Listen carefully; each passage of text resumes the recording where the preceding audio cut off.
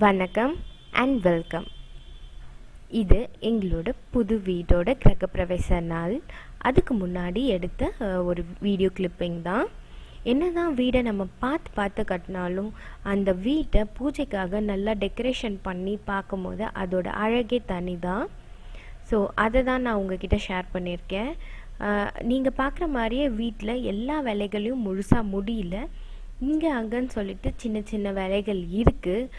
டோருக்கு varnish போடுறது, படிக்கட்டுக்கு கைப்பிடி வைக்கிறது, இந்த மாதிரி சின்ன சின்ன வேலைகள் இருக்குது. ஆனாலும் நாங்கள் குறித்த தேதி அந்த கிட்ட வர்றதுனால சரி பூஜையை முடிச்சுட்டு அதுக்கப்புறம் இந்த வேலைகளெல்லாம் செஞ்சுக்கலாம் அப்படின்னு நாங்கள் முடிவு பண்ணோம். அதுக்கேற்ற மாதிரியே குறித்த நாளில் நல்ல மன நிறைவாகவே பூஜை நடந்து முடிஞ்சாச்சு. அடுத்த நாள் கிரகப்பிரவேசம் இங்கே தான் நடந்தது பூஜை. ஸோ இது எல்லாத்தையும் முடித்து அந்த பூஜை பொருட்கள் எல்லாத்தையும் ஓரமாக எடுத்து வச்சாச்சு.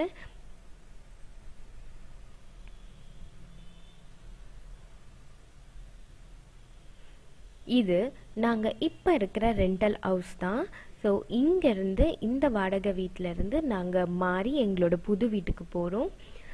அங்கே வேலைகள் சின்ன சின்ன வேலைகள் தான் இருக்குது. அதனால் பொருட்களை அங்கே கொண்டு போய் வச்சுட்டு கூட நம்ம வீட்டை ஷிஃப்ட் பண்ணிவிட்டு கூட அந்த வேலைகளை நம்ம செஞ்சுக்கலான்னு முடிவு பண்ணிட்டோம்.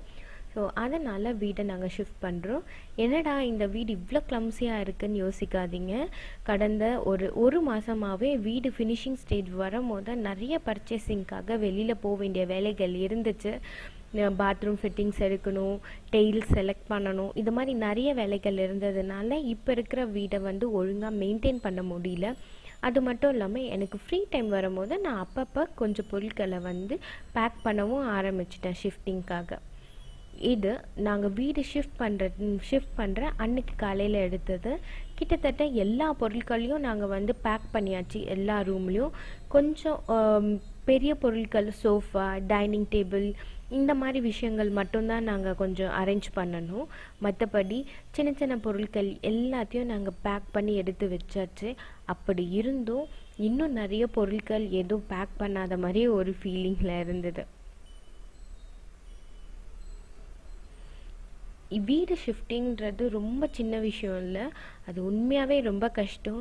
பட் இருந்தாலும் இதுதான் எங்களோட ஃபைனல் ஷிஃப்டிங். இதுக்கப்புறமா நாங்கள் எங்கள் புது வீட்டுக்கு போய் செட்டில் ஆக போகிறோம், சொந்த வீடு. ஸோ இதுக்கப்புறம் அங்கேருந்து எந்த ஒரு இடத்துக்கும் ஷிஃப்ட் ஆக போகிறதில்லன்னு நினைக்கும் போது ரொம்ப சந்தோஷம். சொன்ன மாதிரியே ஷிஃப்டிங்காக ஆட்களும் வந்துட்டாங்க. டிரைவரோட சேர்த்து கிட்டத்தட்ட 6 பேர் வந்திருந்தாங்க.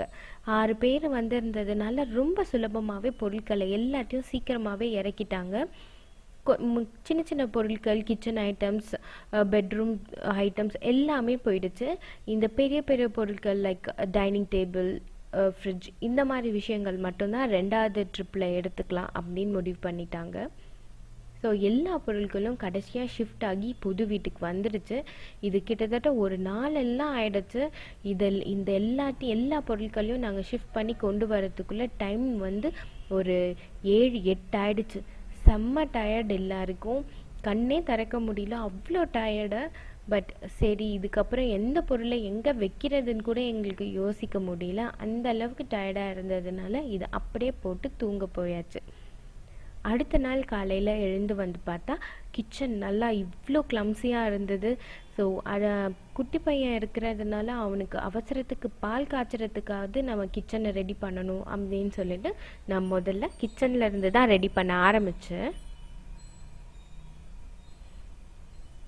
கிச்சன் மேடை புதுசு, அதனால நிறைய பெயிண்ட் ட்ராப்லெட்ஸ் இங்கே அங்கேன்னு இருந்துச்சு. எல்லாத்தையும் நாங்கள் பட்டி தகடு வச்சு நல்லா சுரண்டி எடுத்துட்டு அதை நல்லா தொடப்பத்தால் பெருக்கி எடுத்துட்டு அதுக்கப்புறமா ஈரத்துணி வச்சு தொடச்சோம். அது கிட்டத்தட்ட ஒரு 3-4 வாட்டி நான் ஈரத்துணி போட்டு தொடச்சேன். பட் என்ன தொடச்சாலுமே ஒரு சில இடத்துல சின்ன சின்ன பெயிண்ட் சிந்தின துளிகள் இருந்தது. பட் அதை ஒன்றும் பண்ண முடியாது. நம்ம போக போக நாள் பட யூஸ் பண்ண அந்த துளிகள்லாம் போயிடும் அப்படின்னு எங்கள் பெயிண்டர் சொன்னார். ஸோ இது நீங்கள் பார்க்குறது கிட்டத்தட்ட நான் 3வது வாட்டி துடைக்கிறது. பட் இருந்தாலுமே அழுக்காக இருக்கிற மாதிரியே ஒரு ஃபீலிங் கொடுக்கும். ஏன்னா அது புதுசுன்றதுனால அப்படி இருக்கும் அப்படின்னு சொன்னாங்க. கிட்டத்தட்ட கிச்சனை வந்து ஒரு பாதி வரைக்கும் நான் அரேஞ்ச் பண்ணிட்டேன். இதுக்கே எனக்கு வந்து ஒரு 3 hours பிடிச்சிது. ஸோ இன்னும் இவ்வளோ லக்கேஜஸ் இருக்குது. இது எல்லாத்தையும் நான் வந்து கிச்சனில் பிரித்து பாதி பரனில் போடணும், பாதி அடுக்கி வைக்கணும். அந்த வேலைகள் போயிட்டே இருக்குது. இது என்ன கீழே பார்த்தீங்கன்னா, இது வந்து படிக்கட்டுக்கான கைப்பிடி செய்கிறதுக்கான எஸ்எஸ் ராடு தான், ஸ்டெயின்லெஸ் ஸ்டீல் ராட் தான்.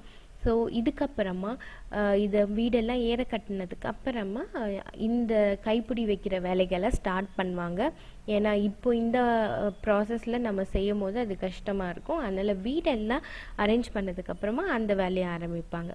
ஸோ கிச்சன் ஒரு வழியாக அரேஞ்ச் பண்ணியாச்சு. அரேஞ்ச் பண்ணிவிட்டு கிட்டத்தட்ட எங்கள் வீட்டு பின்னாடி நம்ம பார்த்தோன்னா கொஞ்சம் தண்ணி குளம் மாதிரி இருந்துச்சு. என்ன அப்படின்னு அங்கே போய் பார்த்தோன்னா, அங்கே ஒரு ஆமை அழகாக நல்லா வெயில் காஞ்சிட்டு இருந்துச்சு. இது பார்க்கவே ரொம்ப நல்லா இருக்குது. இது கிட்டத்தட்ட காலையில் நிறைய பறவைகள் வருது. எழுந்துக்கும் போது நிறைய பறவைகள் சத்தம் கேட்குது. மனசு ரொம்ப அமைதியாக இருந்துச்சு. ஸோ இதுக்கப்புறமா இந்த சேனலில் எங்களோட புது வீட்டிலேருந்து நிறைய vlogs வரும். நீங்களும் இந்த vlogsஸை பாருங்கள். பார்த்துட்டு எங்களுக்கு சப்போர்ட் பண்ணுங்கள். தேங்க்யூ.